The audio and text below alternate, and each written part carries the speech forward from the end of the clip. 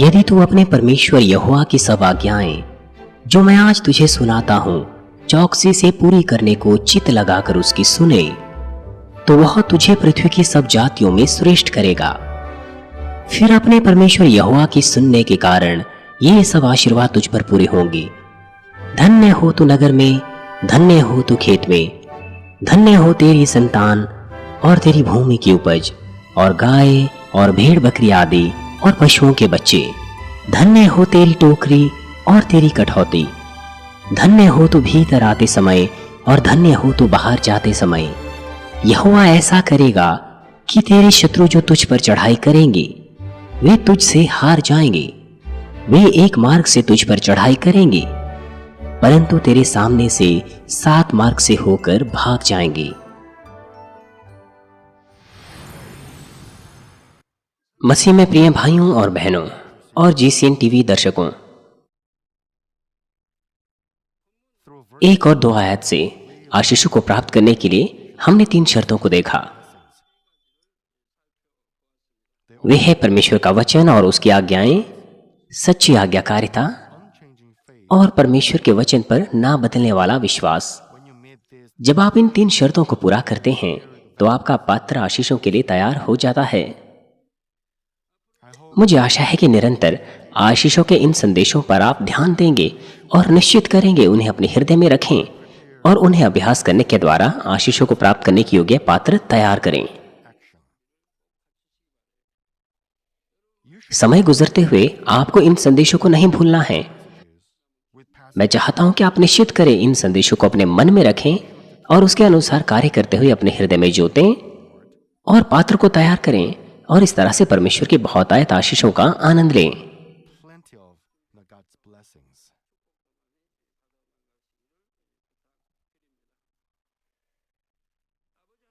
आपके तैयार पात्र में पिता परमेश्वर अपनी आशीषें उंडे लेंगे पूरे परिमाण के साथ।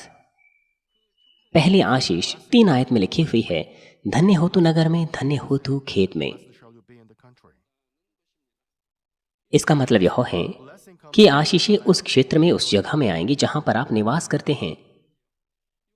चाहे स्थिति कितनी ही आम क्यों ना हो, आशीषें आपके ऊपर आएंगी जहां कहीं भी आप क्यों ना हो, क्योंकि परमेश्वर आपके साथ चलेगा। आपका निवास स्थान आशीषों के स्थान में बदल जाएगा, शारीरिक स्थिति चाहे कैसी ही क्यों ना हो। जब मैं क्रूसेड करने के लिए भारत गया था, वहां पर सबसे महत्वपूर्ण जरूरत उस वक्त उस जगह में बारिश थी और वहां पर बारिश हुई। और साथ ही इजराइल के क्रूसेड के दौरान भी इजरायली बारिश का उत्सुकता से इंतजार कर रहे थे। जब मैंने प्रार्थना की उसके बाद वहां बारिश हुई। जब हम इजराइल गए थे, इजराइल उस वक्त गंभीर स्थिति में था। गलीली समुद्र का जल स्तर सतह को छू रहा था। बड़ी उत्सुकता के साथ 1 साल से वो पानी का इंतजार कर रहे थे। लेकिन प्रेस कॉन्फ्रेंस में जब मैंने वहां पर बारिश के लिए प्रार्थना की इजराइल में, तो वहां बारिश हुई, तुरंत ही बारिश हुई और यह उनके लिए आनंद का कारण बना। 1 सप्ताह बाद फिर से उन्होंने मेरे पास प्रार्थना विनती भेजी, यह कहते हुए कि उन्हें अधिक बारिश चाहिए। और इसीलिए मैंने रविवार की शाम की सभा में उनके लिए प्रार्थना की। तुरंत ही उसके बाद वहां पर बारिश हुई और वहां पर सूखा खत्म हो गया। और उसी प्रकार से यदि आप इस तरह के आयाम में आते हैं तो आशीषें उनके ऊपर भी आएंगी जो आपके साथ है। 4थी आयत में लिखा है, धन्य हो तेरी संतान और तेरी भूमि की उपज, और गाय और भेड़ बकरी आदि पशुओं के बच्चे।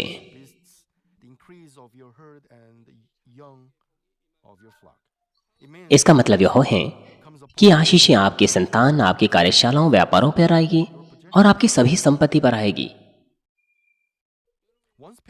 जब माता पिता आत्मा में आ जाते हैं तो आशीषें उनकी संतान पर आती हैं, उनके परिवार में आती हैं, उनके व्यापार में, उनकी कार्यशालाओं में।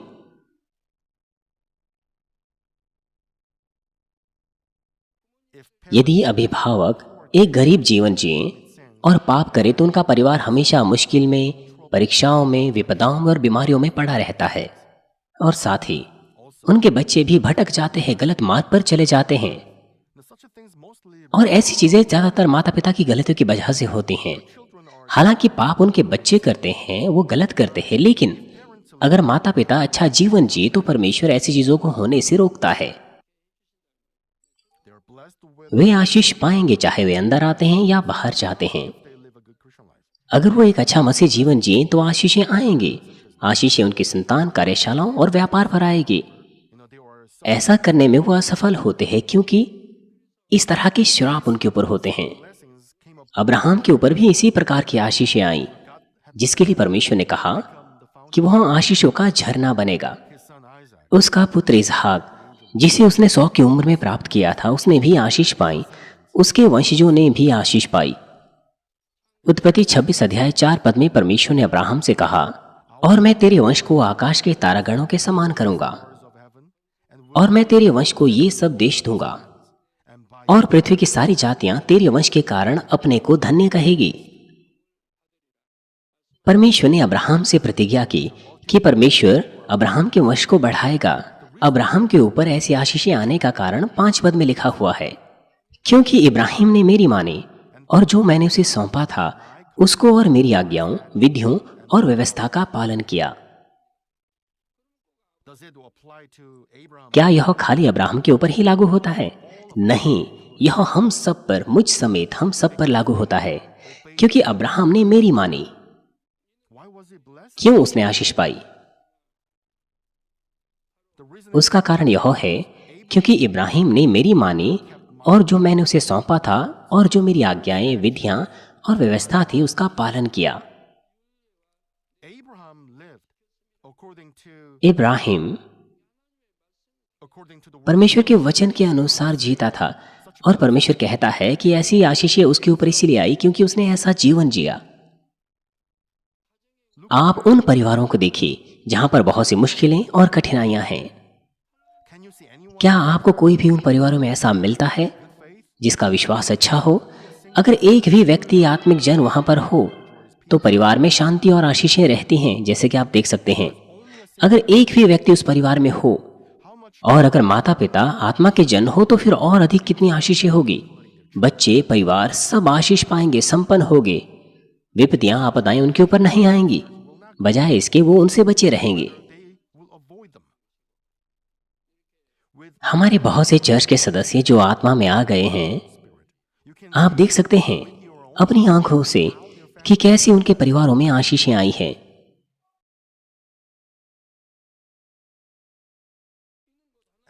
निर्गमन 20 अध्याय 6 पद में लिखा है, और जो मुझसे प्रेम रखते और मेरी आज्ञाओं को मानते हैं उन हजारों पर करुणा किया करता हूं। जैसे कि यहां पर लिखा है, वैसे ही परमेश्वर अपनी शपथ को पूरी करता है। उन हजारों पर करुणा किया करता हूं जो मुझसे प्रेम रखते हैं और मेरी आज्ञाओं को मानते हैं। परमेश्वर से मैंने भी इसी ही प्रकार की आशीषें प्राप्त की हैं। जब से परमेश्वर के दास होने के लिए मुझे बुलाया गया, मैंने तमाम शारीरिक जुनूनों को दूर कर दिया और जो कुछ मेरे पास था परमेश्वर के राज्य के लिए समर्पित कर दिया। मैंने सब कुछ परमेश्वर के हाथों में सौंप दिया, न केवल मेरा पैसा और समय, वरन अपने बच्चों को भी।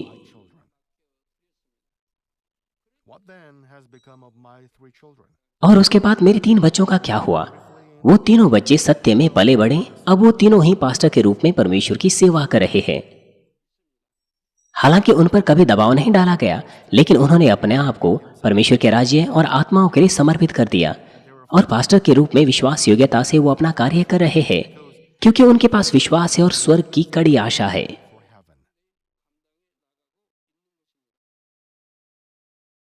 उन्होंने परमेश्वर के राज्य के लिए चर्च में अपने मुख्य कामों को पूरा करके महान योगदान दिया है, और क्रूसेड्स और बहुत से देशों में जाकर के उन्होंने परमेश्वर को महानता से महिमा दी है।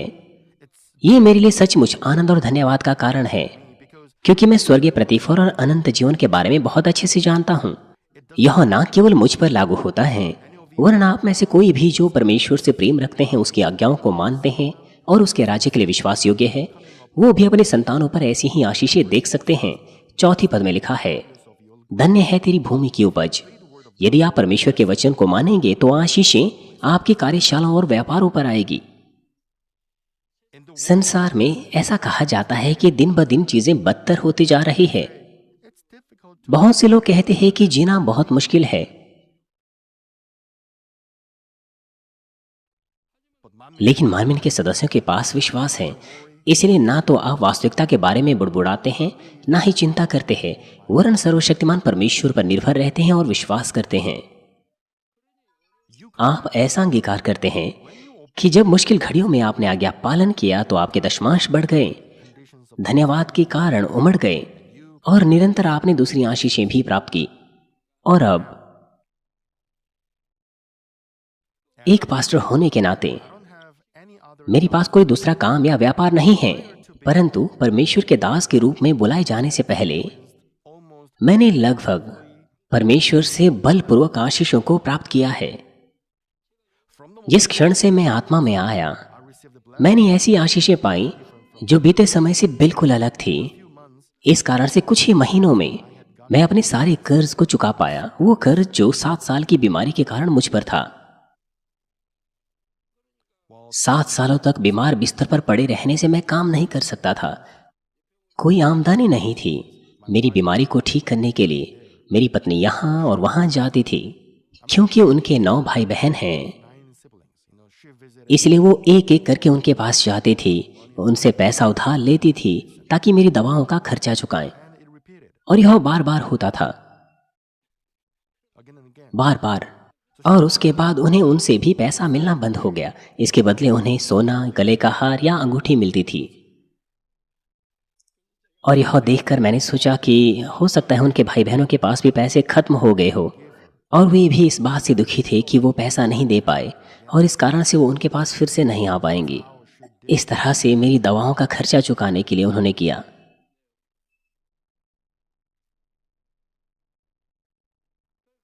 हमारे ऊपर बहुत सा कर्जा था। प्रभु को ग्रहण करने के बाद मैंने और मेरी पत्नी ने पैसा कमाना शुरू किया। मैं एक दुकान चलाता था जो उस वक्त हमने खोला था, और मेरी पत्नी बाहर काम करती थी। हमारी कुल मजदूरी मुश्किल से ब्याज चुका पाती थी, क्योंकि हमारे ऊपर इतना भारी कर्जा था। ब्याज को देने के बाद हमारे पास कुछ नहीं बचता था। मूलधन तो हम जुटा ही नहीं पाते थे। लेकिन जिस क्षण से मैं आत्मा में आया तो आशीषें शुरू हो गई और मैं वो सारा कर चुका पाया। यह कलीसिया शुरू करने के बाद परमेश्वर ने मुझसे कहा, 3 साल की परीक्षाओं के बाद मैं आत्मा में आया। इसलिए मैं उस तिथि को जानता हूं जब मैं आत्मा में आया। 3 साल के अगले दिन ही परीक्षा खत्म हो गई और आशीषें आना शुरू हो गई। परिणाम स्वरूप हम इतने बाहरी कर्ज को चुका पाए कुछ ही महीनों में। इसलिए मैं हियाव से भरा हूं कि जब आप आत्मा में आएंगे तो आप भी आशीषें पाएंगे। उस समय तक आशीषों का कोई भी दृश्य प्रमाण नहीं था, लेकिन जिस दिन से मैं आत्मा में आया तो आशीषें आ गई। परमेश्वर ने मुझे ऐसा पात्र बनाया जो आशीषों के योग्य है। इसलिए जिस दिन मैं आत्मा में आया, परमेश्वर ने मुझ पर आशीषें उंडेल दी। जब मैं चर्च के सदस्यों के मामलों को नजदीकी से देखता हूं, तो जैसे ही वो आत्मा में आते हैं तुरंत ही आशीषें आती हैं। वो परिवार जिसमें बहुत गंभीर करीबी थी, वो तुरंत ही आत्मा में आने के बाद बेहतर हो गए। उनकी मुश्किलें ठीक हो गई और उन्होंने जरूरतमंदों की मदद करना शुरू कर दिया।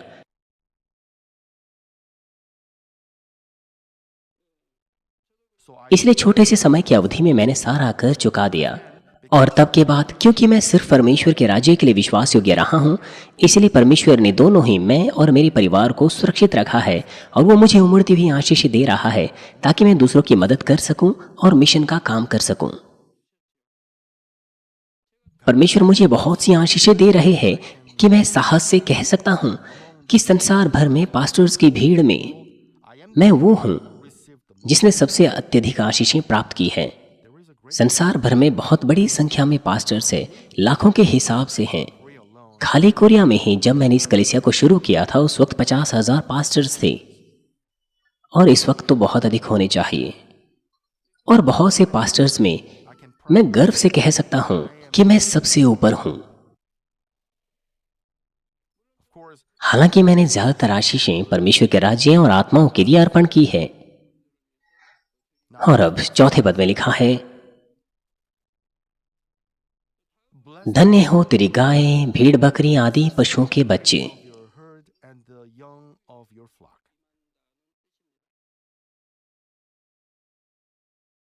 याकूब की घटना से हम इसे बहुत अच्छे से देख सकते हैं। याकूब खाली हाथ अपने चाचा लाबान के घर गया और अपने चाचा लाबान की 20 साल तक सेवा करने के बाद भी वह खाली हाथ ही था। लेकिन जब वो वहां से निकला, परमेश्वर के प्रावधान के अनुसार वो बहुत ही संपन्न हो गया। उसके पास बहुत बड़ा झुंड था, ऊंट और गधों के झुंड थे, दास और दासियां थी। वो इसीलिए क्योंकि याकूब ने परमेश्वर के कार्यों के द्वारा बुद्धि प्राप्त की, और जिस झुंड की वह चरवाही करता था उनमें से अच्छे अच्छे पशुओं को वो प्राप्त कर पाया। और परमेश्वर ने उसकी संपत्ति को घटने से भी बचाए रखा। वहां अवश्य ही बहुत से चोर भी होंगे जो लूटपाट करने की कोशिश कर रहे होंगे, लेकिन परमेश्वर ने सब बातों से उसे बचाया। और परमेश्वर ने उसके झुंड को बीमारियों से भी बचाए रखा ताकि वो अच्छे से बड़ा हो। जब परमेश्वर आशीष देता है तो आपकी संपत्ति में से कोई नुकसान नहीं होता है और आप बहुतायत की फसल प्राप्त करते हैं। आप मेरे परिवार को देखिए, 40 साल से ज्यादा का समय हो गया है जब से हमने प्रभु को ग्रहण किया है, लेकिन हम कभी भी डॉक्टर के पास नहीं गए, ना ही हमने कोई दवा या एक भी गोली खाई है। हमारा पैसा उनमें बर्बाद नहीं हुआ है, उन चीजों में हमारा पैसा बर्बाद नहीं हुआ है, क्योंकि परमेश्वर ने हमेशा हमें स्वस्थ रखा है। केवल यही अपने आप में महान आशीष है। हम कैसे अपनी जरूरतों के बारे में चिंतित हो सकते थे? परमेश्वर ने हमें हमेशा से दिया। आप में से वे जो किसानी करते हैं या फिर दूध का उत्पादन करते हैं, आपने भी ऐसा ही अनुभव किया होगा।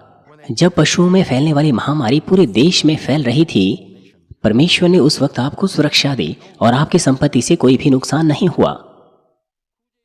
आप में से वे जो गायें, मधुमक्खियां या मुर्गे पालते हैं, वो सब सुरक्षित रहे।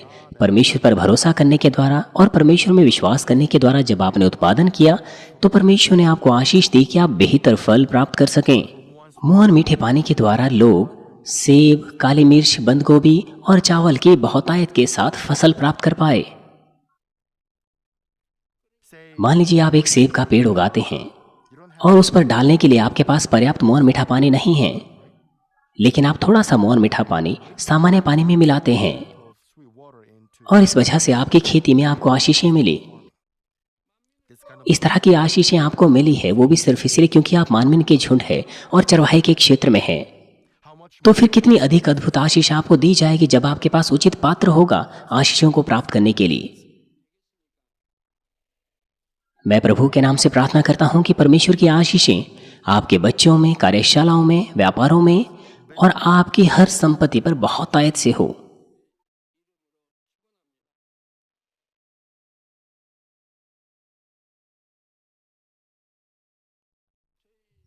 यहां तक कि नए विश्वासियों में भी जो इस कलीसिया में आते हैं, उनमें से कुछों को आशीषें प्राप्त हुई है। हालांकि इस कलीसिया में आने के बाद लंबा समय नहीं हुआ है, लेकिन जैसे ही उन्होंने वचन को सुना है, उन्होंने उसका अभ्यास किया है और तुरंत ही आशीषें पाई हैं। जो पहले के सदस्य हैं, आप निराश ना हो, लेकिन अब के बाद आत्मा और सच्चाई से संदेशों को सुने। चर्च के कार्यकर्ता, आप सबके साथ भी ऐसा ही है। आत्मा और सच्चाई से परमेश्वर की आराधना कीजिए।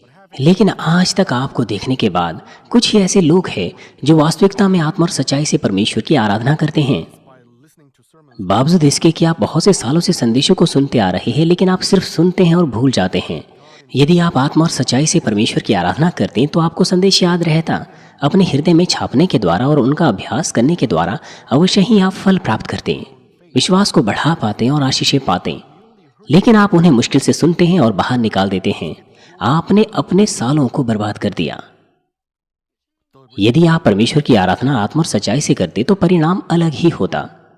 लेकिन अब आप बड़ी सावधानी से सुन रहे हैं ताकि आप एक भी इस संदेश के शब्द को ना खोएं।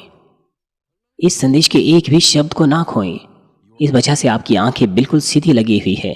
यद्यपि ऐसा करने के लिए मैं आपको ना भी कहूं, यहां तक कि हमारे विद्यार्थी सदस्य, क्वायर के सदस्य और वे जो दूसरे फ्लोर पर बैठे हैं और दूसरे भवनों में हैं, आप आत्मा और सच्चाई से परमेश्वर की आराधना करने की कोशिश कीजिए। लेकिन पछतावे की बात यह है कि आपने अपने सालों को बर्बाद कर दिया। लेकिन मैं विश्वास करता हूं कि आप अब के बाद ऐसा नहीं करेंगे।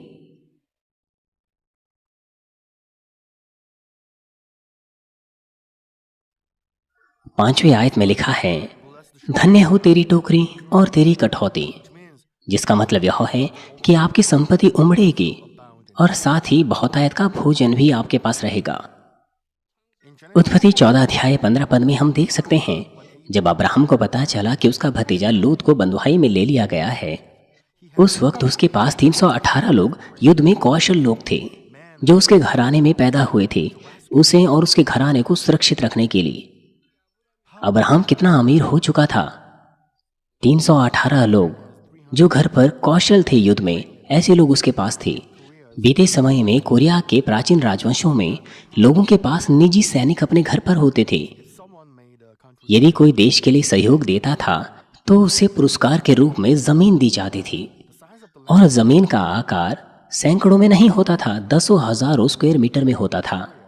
और उन क्षेत्रों में पहाड़ भी पाए जाते थे, और उस जमीन की फसल से वो आमदनी प्राप्त करते थे, जिसके द्वारा वो अपने घरों में निजी सैनिक तैयार करते थे।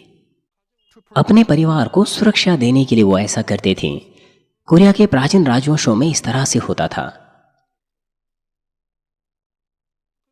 जिसके पास जितने अधिक निजी सैनिक होते थे, उतना ही ताकतवर वो होता था। यदि किसी के पास 1000 सैनिक होते थे, इसका मतलब है वो इतना ताकतवर था। यहां तक कि राजा भी उसे हल्के में नहीं ले सकता था। उन लोगों की आमदनी काफी होती थी। वो जमीन पर किसानी करते थे, देश से भी उनको सहयोग मिलता था, और उससे वो सैनिक तैयार करते थे, उन्हें खिलाते थे, और यही उनकी विख्याति, आदर और अधिकार का स्रोत हुआ करता था। इसलिए इस बात को देखने के द्वारा कि अब्राहम के पास 318 लोग ऐसे लोग थे जो युद्ध में कौशल थे, तो हम देख सकते हैं कि वो कितना अमीर था। अपने भतीजे लूत को बचाने की प्रक्रिया में उसने युद्ध में बहुत सी लूटपाट को भी प्राप्त किया।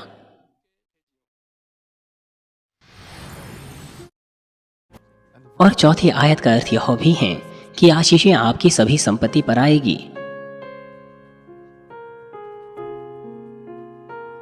पांच पद में लिखा है, धन्य हो तेरी टोकरी और तेरी कठौती, जिसका अर्थ है कि आपकी संपत्ति उमड़ेगी और आपके पास बहुतायत का भोजन रहेगा।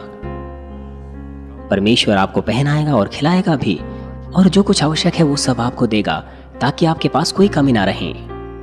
6 पद में लिखा है, धन्य हो तो भीतर आते समय और धन्य हो तो बाहर जाते समय। इसका अर्थ यह है कि जहां कहीं भी आप हों, आपके ऊपर आशीष आएगी और सब बातों में आप संपन्न होंगे। आशीषें आपके ऊपर आएंगी जहां कहीं भी आप हो, और आपकी आशीषें उनके ऊपर भी जाएगी जो आपके साथ हो, और वो जो आपको आशीष देंगे और वे जिन्हें आप आशीष देंगे। यह है 6 आयत का अर्थ, जहां पर लिखा है, धन्य हो तो भीतर आते समय और धन्य हो तो बाहर जाते समय।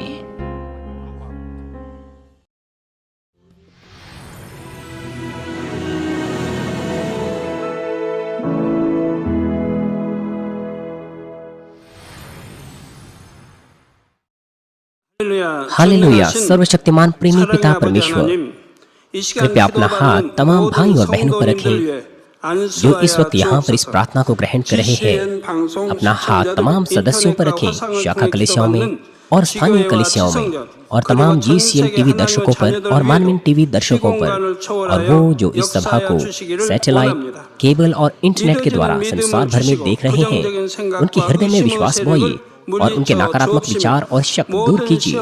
तमाम क्लेश और आजमाइशें उन्हें छोड़ के चले जाएं, सिर से लेकर पैर तक। उनके सभी बीमार और दर्द भरे अंगों को, अंदरूनी अंग, कोशिकाएं, उत्तक और तंत्रिकाओं समेत पवित्र आत्मा की आग के द्वारा जला दीजिए। सृष्टि की ज्योति उन पर आ जाए। यीशु मसीह के नाम से मैं आज्ञा देता हूँ, शत्रु, दुष्ट और शैतान, तमाम बीमारियां, रोगाणु, विषाणु और निर्बलताएं दूर हो। ज्योति उन पर चमके। उनके तमाम असाध्य और अंतकारी रोग पवित्र आत्मा की आग के द्वारा झुलसा दीजिए। तमाम प्रकार की महामारियां और संक्रामक रोग, मलेरिया समेत दूर कीजिए। तमाम नई और अज्ञात बीमारियां स्वाइन फ्लू सहित उनसे दूर हो, साफ हो जाएं और वो ठीक हो जाएं। पिता उन्हें हर प्रकार के रोगाणुओं और विषाणुओं से और बैक्टीरिया से सुरक्षा दीजिए। उन्हें चंगा कीजिए तमाम प्रकार के कैंसर, पेट के कैंसर, फेफड़े के कैंसर, जिगर के कैंसर, छाती के कैंसर, गर्भ के कैंसर और आंतों के कैंसर से, और तमाम दूसरी बीमारियां जैसे कि एड्स, ल्यूकेमिया, दिमागी रक्तघात, उच्च रक्तचाप, धीमा रक्तचाप, हृदय की बीमारी, फेफड़े की बीमारी, मधुमेह, स्त्री रोग और थायराइड की बीमारियां और तमाम सूजन और जलन दूर हो। पोलियो, लकवा, गठिया, हर्निएटेड डिस्क और दूसरी बीमारियों से वे चंगे हो जाएं। तमाम दूसरे दर्द उनसे गायब हो जैसे कि पेट दर्द, सिर दर्द और मानसिक दर्द, मिर्गी, स्वलिनता, उदासी, तंत्रिका रोग और तमाम दूसरी मानसिक बीमारियों से वे आजाद हो जाएं। तमाम प्रकार के लकवे से वे खुल जाएं, उठें, चलें और वे कूदें। वे अच्छी आंखों की दृष्टि प्राप्त करें, अच्छे सुनने की शक्ति प्राप्त करें, अंधों की आंखें खुल जाएं, बहरे सुनने लगे और गूंगे बोलने लगे। दुर्घटना के तमाम दुष्प्रभावों को चंगा कीजिए, उनकी टूटी हड्डियां ठीक कीजिए, उन्हें जलन से ठीक कीजिए, जलन और दहन संवेदनाओं से दूर हो। पिता, कोई दाग वहां न रह जाए। तमाम प्रकार की नशे की लत से, जहर पदार्थ और उनके इस्तेमाल से साफ हो जाओ। पिता, मरी हुई कोशिकाओं, ऊतक और तंत्रिकाओं को फिर से जला दीजिए, मृतकों को जला दीजिए, उन्हें आशीष दीजिए गर्भधारण की। पिता, कृपया उन्हें गर्भधारण की आशीष दीजिए। यीशु मसीह के नाम से मैं आज्ञा देता हूँ, शत्रु, दुष्ट और शैतान, हवाओं के शासक, अंधकार की सेनाएं और उनके दास उनसे दूर हो। बुरी आत्माएं, अशुद्ध आत्माएं, झूठी आत्माएं, धोखे की आत्माएं, झूठ की आत्माएं, अलग करने वाली आत्माएं और तमाम अंधकार के बल दूर हो। दुष्टता के तमाम बंधन खुल जाएं, अंधकार दूर हो, ज्योति आ जाए। पिता परमेश्वर, उन्हें ताकत दीजिए कि वे प्रार्थनाओं में पुकारें, सामर्थ्य दीजिए पापों को दूर करने की और वे पवित्र हो जाएं। वो भले स्वस्थ में बने रहे जब उनका प्राण समृद्ध होता है। उनके परिवारों में भी सुसमाचार का प्रचार किया जाए। उन्हें सुरक्षा दीजिए तमाम प्रकार की दुर्घटना और विपत्तियों से, और आशीष दीजिए कि वे एक संपन्न जीवन सब बातों में जीने पाएं। कृपया अपने बच्चों को उनके घर, कार्यशालाओं और व्यापारों को सुरक्षा दीजिए। पवित्र आत्मा की आग की दीवार से, स्वर्गीय सेना, स्वर्ग दूतों और अपनी धधकती आंखों के द्वारा विद्यार्थियों को बुद्धि और समझ दीजिए, और उनके हृदयों को और भी जुनून और पढ़ाई की इच्छा से भर दीजिए। उनके हृदय और मनों को संसारिक चीजों से दूर रखें, और उनके हृदय में और भी परमेश्वर के लिए जोशीला प्रेम रोपी। अपने बच्चों को आशीष दीजिए, और वो आपको सब बातों में महिमा दे, जो कुछ भी वो करें, चाहे वो खाए पिए या जो कुछ भी करें। वो अंगीकार करने पाए और गवाही देने पाए जीवित परमेश्वर की, यह कहकर कि मैं परमेश्वर से मिला हूँ, मैंने परमेश्वर का अनुभव किया है और उससे यह आशीषें और उत्तर प्राप्त किए हैं। पिता परमेश्वर, आपका धन्यवाद। सारी महिमा केवल आपको मिले। हमारे प्रभु यीशु मसीह के नाम से मैं प्रार्थना करता हूँ, आमीन।